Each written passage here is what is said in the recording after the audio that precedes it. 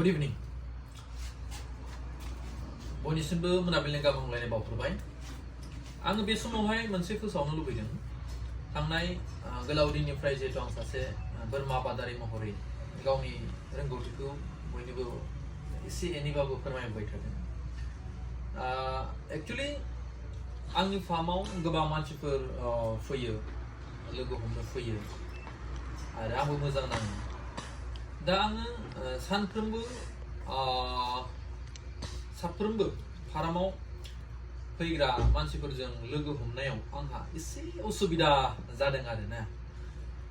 ओंखायनो आं मोनसे खोथाखौ सानखांदों आरो आं बिदि खालामनो सानदों। दा सप्ता मोनसेनि गेजेराव सानसे आरो बे सानसेनि बारा जाहैबाय सुनिबार। जायफोर बोरमा आबादाव गोसो गुदुं नोंथांमोना सप्ता मोनसेनि सानफ्रोमबोनि बाराव फैयालाबासिनो सुनिबार दिनाव नोंथांमोना फैनो हागोन। सुनिबार आरो सुनिबारै आं सानसे फार्मावनो थागोन। नोंथांमोनजों गासै बोरमा आयदानि खोथाखौ मोजां गाज्रि सावरायगोन। आंनि एक्सपिरियेन्सखौ नोंथांमोननो आं मोजाङै फोरमायगोन। थ' भिडिअ खालामनायनि गुबै थांखिया बेनोमोन। आरो बै सुनिबार खालि जायफोर नोंथांमोना फार्म भिजिट खालामनो फैगोन, बेयो मोनसे वर्कशप महरै माने नोंथांमोनखौ आङो फोरोंथाय होनाय जागोन। आरो बै वर्कशपनि मुङाव नोंथांमोननो साफ्रोमबो सुबुंनो सार्टिफिकेट होनाय जागोन। आरो बेनि मोनसे फिस लानाय जागोन। आरो फैनायनि सिगां नोंथांमोना जाहाथे फोरमायहरग्रोखायो, अब्लानिया नोंथांमोनखौ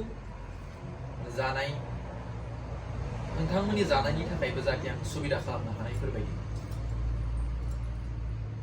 लोगोसे साबसिन नलेज मोननो थाखाय नोंथाङा सानथामसिम ट्रेनिं लानो हागोन। सानथाम बेनिबो नोंथाङा सार्टिफिकेट मोनगोन। आरो बे सानथामनि गेजेराव सानसे प्रेक्टिकेल जागोन।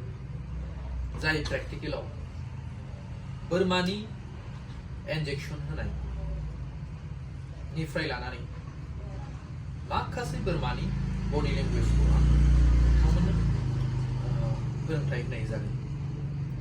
स' आं फिन बुंफाफिननो, आं सप्ता मोनसेनि गेजेराव सानसे समखौ आङो दिन होनो नागिरदों जेनिउन आबादारिफोरनो।